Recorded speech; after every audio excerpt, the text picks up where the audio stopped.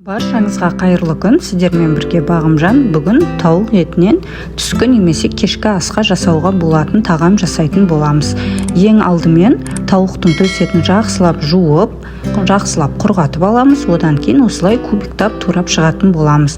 Ірі-ірі етіп турасаңыздар да болады, себебі біз бұдан фарш жасайтын боламыз. Ал енді блендерға салып, блендердің көмегімен езіп, фарш жасап алатын боламыз. Қазір блендер деген жақсы болды. Тауықтың төс етінен фарш жасап аламыз, немесе еттен фарш жасап аламыз. Өте ыңғайлы. Мінекей қараңыздар, тез арада біздің тауық етінен жасалған фаршымыз дайын болды. Келесі кезекте енді листқа пергамент қағазын төсейміз.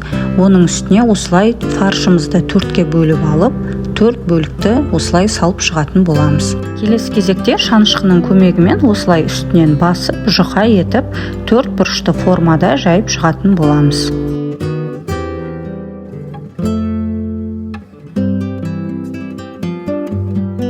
Мінекей қараңыздар, осылай жұқа етіп төрт бұрышты формада жайып алдық. Келесі кезекте қайшының көмегімен пергамент қағазын кесіп шығатын боламыз. Себебі қазір бізге орағанға ыңғайлы болуы үшін. Видеоны міндетті түрде соңына дейін қараңыздар. Бұл тағамға қандай ат қоярымды білген жоқпын. Комментарийге жаза кетіңіздер, бұл тағамға қандай ат қоюға болады. Келесі кезекте ірімшігімізді бөліп алатын боламыз. Бізге жарты бөлігі жеткілікті. Енді осыны өткізіп аламыз. Үккіштен жақсылап өткізіп шығып дайындап алған соң, арқарай қызанағымызды дөңгелек етіп кесіп шығатын боламыз. Бізге осы екі қызанақ жеткілікті.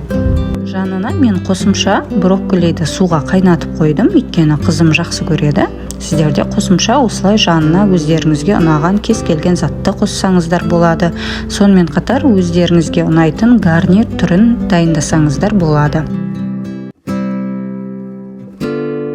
Келесі кезекте кішкене тұзымызды шым-шым және де қара бұрыштан қосып шығатын боламыз. Сіздер фарш кезінде де барлығын қосып бір араластырып алсаңыздар да болады, немесе осылай бетіне сеуіп шықсаңыздар да болады. Келесі кезекте бетіне помидорымызды қосып шығамыз. Помидордан кейін үккіштен өткізілген сырымызды қосамыз, ірімшікті, және де оның бетіне қаймақ қосып шығатын боламыз. Менде бұл жерде негізі сіздер помидорды салмай тұрып қаймақты жағып алғандарыңыз дұрыс. Мен бұл жерде қаймақты ұмытып кеткен екенмін, және де сол үшін мен қаймақты соңынан жақтым. Қараңыздар, мен мына жерде қаймақты ұмытып кетіп, бетін жауып тастаған едім. Енді бетін қайтадан ашып, қаймақты жағып шықтым. Екінші қатарына осылай қаймақты жағып алатын боламыз. Сіздер міндетті түрде қызанақтың астына жағып шығыңыздар. Видео түсіру барысында бұндай заттар болып тұрады.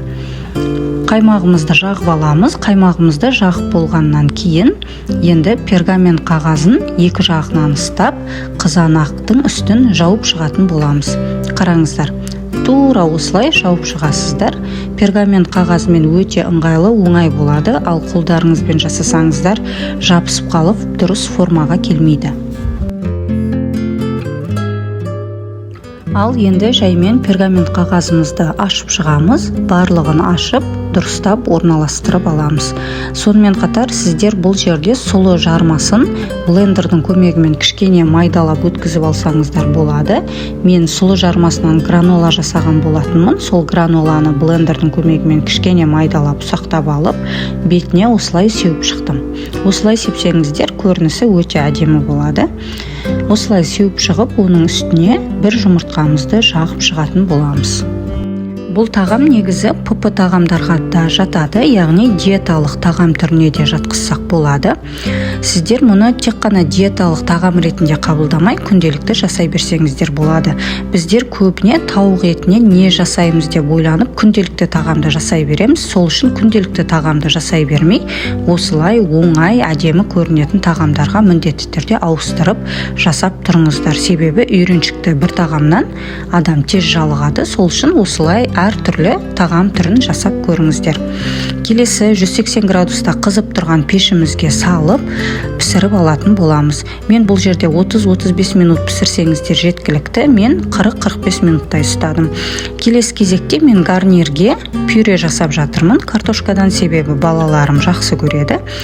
Картошкамызды осылай пісіріп алған соң тұз бұрышымызды саламыз, жақсылап майдалап шығатын боламыз.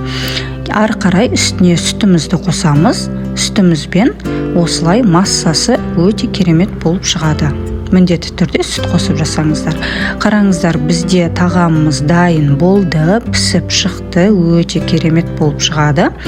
Қасына гарнир, брокколи және де осы тауық етінен жасалған орама деп айтсам да болады. Ораманы қоямыз. Түрлі кез келген өздеріңізге ұнайтын соус түрімен қолдана берсеңіздер болады. Баршаларыңызға ас болсын, міндетті түрде жасап көріңіздер. Өте оңай тағамдардың бірі, және де комментарийге қандай ат қоюға болады жаза кетіңіздер. Барынша мені қолдап, лайк басып, комментарий қалдырыңыздар. Сіздерден мен қолдау күтемін. Қазақ тілді контент каналымның дамуына өз үлестеріңізді қосыңыздар. Баршаларыңызға рахмет. Видеоны соңына дейін қарағандарыңызға рахмет. Сіздерден тек қана қолдау күтемін. Келесі кездескенше сау болыңыздар. Алдағы уақытта менен қандай рецепттер күтесіздер, міндетті түрде комментарийге жаза кетіңіздер. Міндетті түрде жасап көріңіздер. Дәмі өте керемет болып шығады.